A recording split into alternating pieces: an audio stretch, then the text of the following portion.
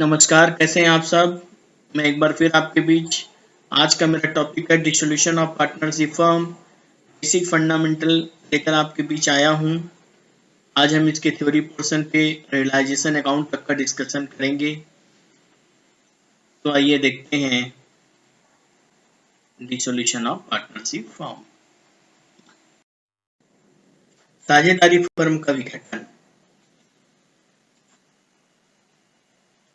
साझेदारी फर्म का विघटन, डिसोल्यूशन ऑफ पार्टनरशिप फर्म। चलिए, तो आज का हमारा विषय है डिसोल्यूशन ऑफ पार्टनरशिप।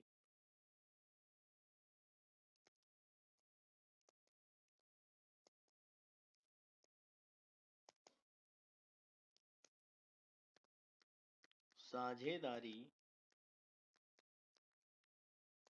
का समापन।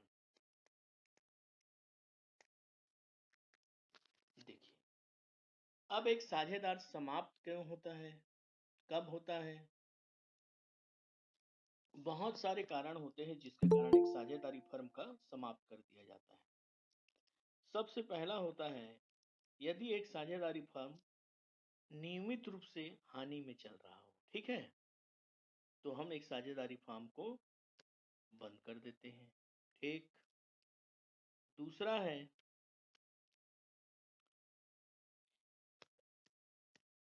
यदि कोर्ट ऑर्डर करती है किसी भी कारण से, ठीक, तो बंद हो जाता है। तीसरा, अगर साझेदारी विल पे है, पार्टनरशिप का प्रकार पढ़े ना, इच्छा पे है मान लीजिए, तो जैसे ही कोई साझेदार बोला कि अब पार्टनरशिप को नहीं रखना है तो समाप्त हो जाता है। यदि कोई साझेदार खत्म हो गया, का डेथ हो गया, तो पुराना पार्टनरशिप फर्म बंद हो जाता है। क्लियर? कोई पार्टनर रिटायर हो गया तो एक पार्टनरशिप फर्म बंद हो जाता है। तो जब एक पार्टनरशिप फर्म बंद होता है या समाप्त हो जाता है, साझेदारी फर्म डिसॉल्व हो जाता है, समापन हो जाता है, तो कुछ चीजें करनी पड़ती हैं। क्या करना पड़ता है? देखिए, जब एक आदमी का, सामान्य शब्द में समझो, अगर एक आदमी यहां से ट्रांसफर होकर रायपुर चला गया, तो अगर समझदार आदमी है, उसको सदा दिन समाज में व्यवहार रखना है, तो घर में बैठेगा और लिस्ट बनाएगा कि किसको किसको मेरे को पैसा देना है और किससे किससे मेरे को पैसा लेना है, ताकि कल जब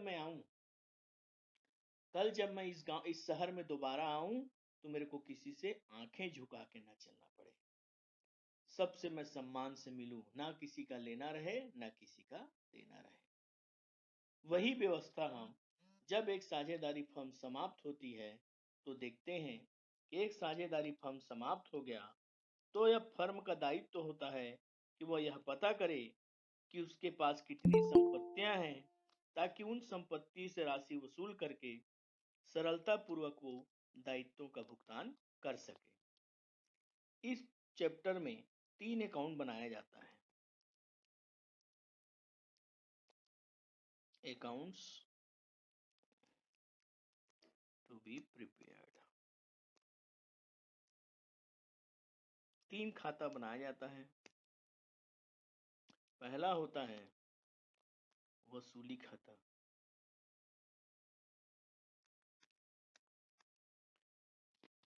दूसरा होता है साझेदारी का पूंजी खाता। और तीसरा होता है कैश या बैंक अकाउंट। अब देखिए, इसमें सबसे महत्वपूर्ण होता है ये रियलाइजेशन अकाउंट। रियलाइजेशन जैसा उसका नाम है, वसूली खाता बोलते हैं इसको। ठीक है, तो वसूली खाता में, अब जैसे यहां देखिए, ध्यान क्या देना है, ये पार्टनरशिप अकाउंट भी बनाना है, कैश अकाउंट भी बनाना है। अर्थात एक चिट्ठा में जो पार्टनर से रिलेटेड चीज होगा, जैसे उनका कैपिटल होगा, उनसे रिलेटेड लोन होगा, जनरल रिजर्व वगैरह होगा, वो कभी भी इस रियलाइजेशन अकाउंट में नहीं आएगा। क्यों? क्योंकि वो पार्टनर्स अकाउंट का आइटम है। कैश बैलेंस, बैंक बैलेंस कभी भी इसमें नहीं आएगा, क्योंकि कैश बैंक जो हमारे पास है उसको हम वसूल थोड़ी करते हैं जी, वो अपने कैश या बैंक अकाउंट में आएगा। अब जितनी चीजें बच गई, क्या बच गई? समस्त ऐसे एसेट्स और लायबिलिटीज जिनका साझेदारों से कोई संबंध नहीं है, वो साझेदारों का निजी नहीं है, किसी के पास रहन या गिरवी नहीं रखा गया है, तो ऐसे समस्त संपत्ति से हम राशि प्राप्त करेंगे और क्रमशः दायित्वों का भुगतान करेंगे। इसको हम प्रारूप के माध्यम से समझेंगे तो बड़ी आसानी से चीजों को हम समझ सकते हैं। देखिए,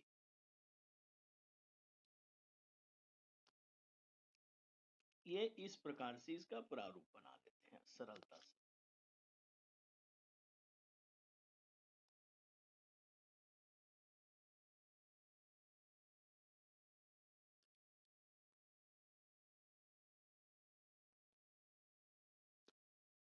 रियलाइजेशन अकाउंट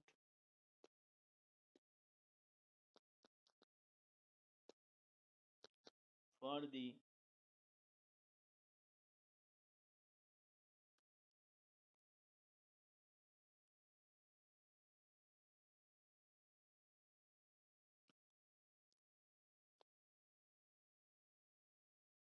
रियलाइजेशन अकाउंट के बाद यहाँ लिखते हैं पर्टिकुलर्स अमाउंट, पर्टिकुलर्स अमाउंट।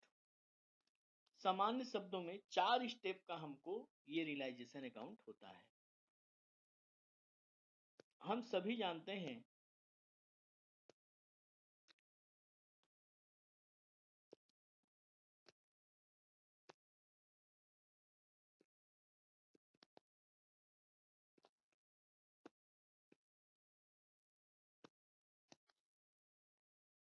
ये देखिए, ये बैलेंस शीट है, हम जानते हैं ये बैलेंस शीट, इधर एसेट रहता है और इधर लायबिलिटीज रहता है। तो जो इधर दिया है वो वसूली खाता में यहाँ उतरेगा, और जो इधर दिया है ये वसूली खाता यहाँ उतरेगा। बस क्या याद रखना है? लायबिलिटीज मतलब जो बाहर पेमेंट करना है, एसेट्स मतलब जो किसी के पास रहन नहीं है, जिसको हम सरलता से बेच के वसूली कर सकते हैं। इस प्रकार से ऐसे हमको जो एसेट इस तरफ लिखा रहता है बैलेंस शीट में, ये इसको हम इधर उतारेंगे वसूली खाता में, और जो लायबिलिटीज इधर लिखा रहता है उसको हम इधर लिखेंगे। क्यों? क्योंकि सबसे पहले हम वसूली खाता में खाता को बंद करके यह जानना चाहते हैं कि कितना संपत्ति और दायित्व उस कंपनी के पास ऑलरेडी उस फर्म के पास है। तो पहला जो होता है वो होता है यहाँ सन्ड्री एसेट्स, विविध संपत्तियां, ऐसे लिखते हैं। और उसके बाद जो जो संपत्ति रहेगा, उदाहरण के लिए मान लो मशीन है, प्लांट है, ये ऐसे नहीं लिखना है, टू सीरियल नंबर नहीं देना है। मशीन है, प्लांट है। अब मान लीजिए इसमें देनदार है, क्या है? देनदार। अब बैलेंस शीट में देनदार लिखा है आपका, बैलेंस शीट में ये देखिए, ये आपका बैलेंस शीट है, यहाँ पे मान लीजिए देनदार ऐसे लिखा है, देनदार 10,000 माइनस प्रोविजन 1,000 और बाहर में 9,000। तो ये जो 10,000 है, जो बुक वैल्यू है, हमेशा क्लोज यहाँ पे बुक वैल्यू होता है। देनदार को यहाँ पूरे वैल्यू से लिखेंगे 10,000 से। इस प्रकार से और जो जो संपत्तियां चिट्ठे में दी रहेंगी उसे उसके पुस्तकी मूल्य से यहाँ ऐसे लिख के हम यहाँ पर बंद कर देंगे, टोटल कर लेंगे ऐसे, और यहाँ पे उसके वैल्यू को लिख देंगे। उसी प्रकार चिट्ठे में दिए दायित्व, बाहरी दायित्व जिनका भुगतान बाहर के लोगों को करना है, इसको भी अपन ऐसे लिख सकते हैं।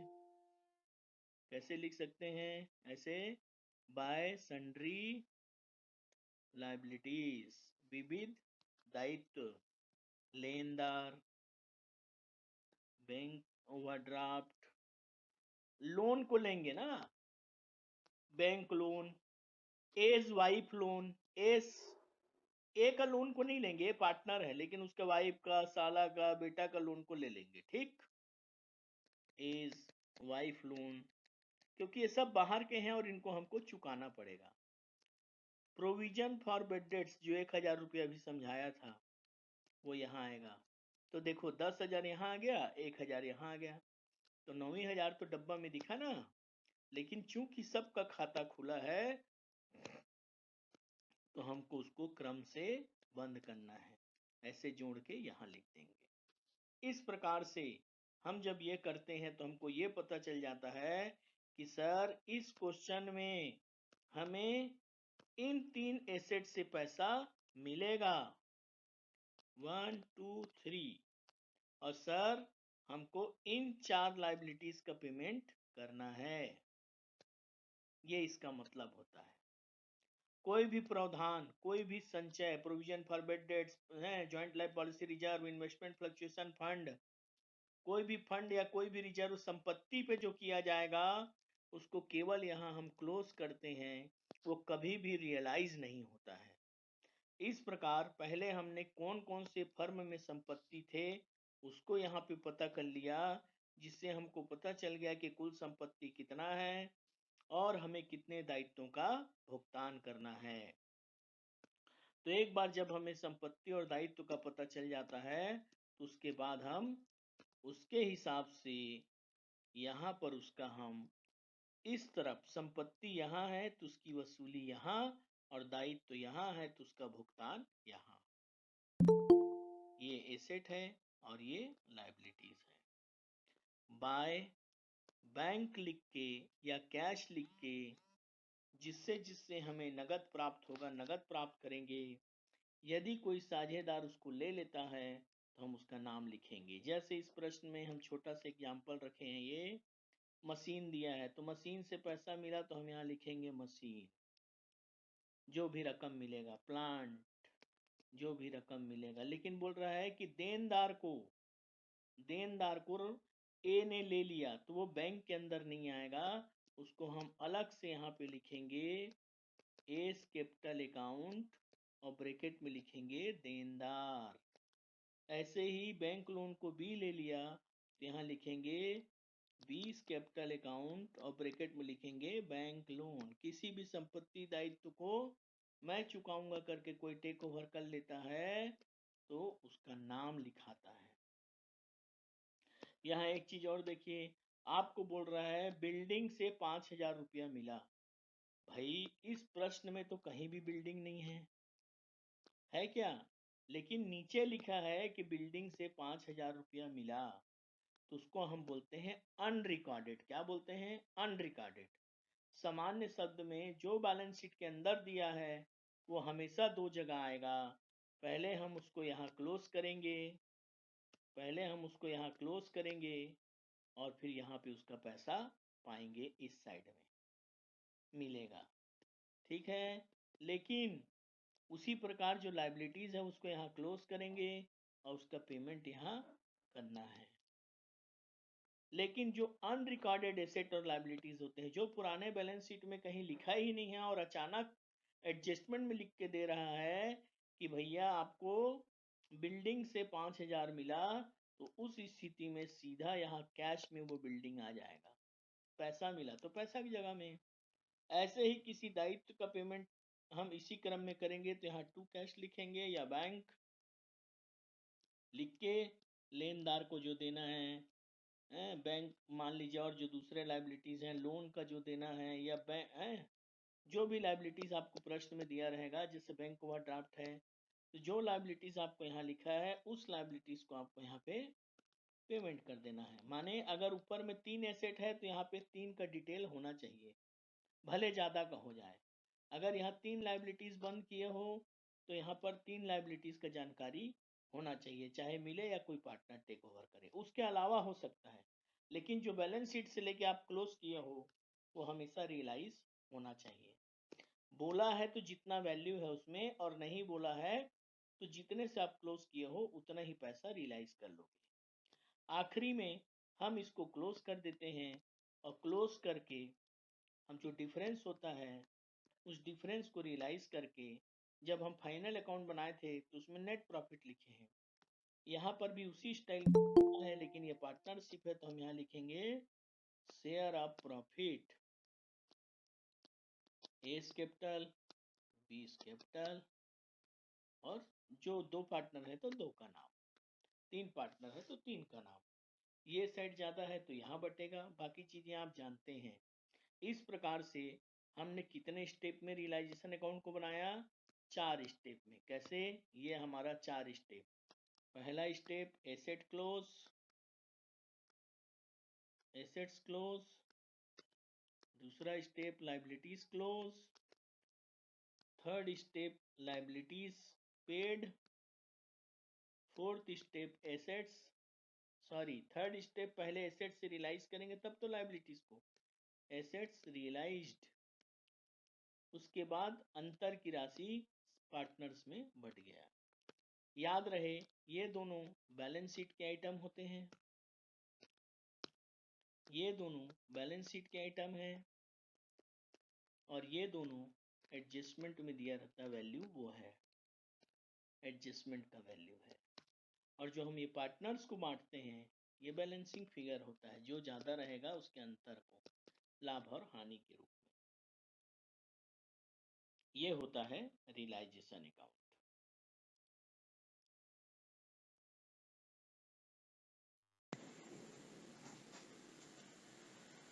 अभी मैंने इंट्रोडक्टरी पार्ट एक्सप्लेन किया है, लेकिन आपकी सुविधा के लिए मैं ये थ्योरी भी इसमें इनक्लोज करके रखा हूँ, ताकि आपको जरूरत पड़ने पर आप इसको रेफरेंस के रूप में यूज कर सकते हैं। फर्म के समापन की विधियां। जब सभी पार्टनर्स एग्री होते पार्टनरशिप फर्म डिसॉल्व हो जाता है।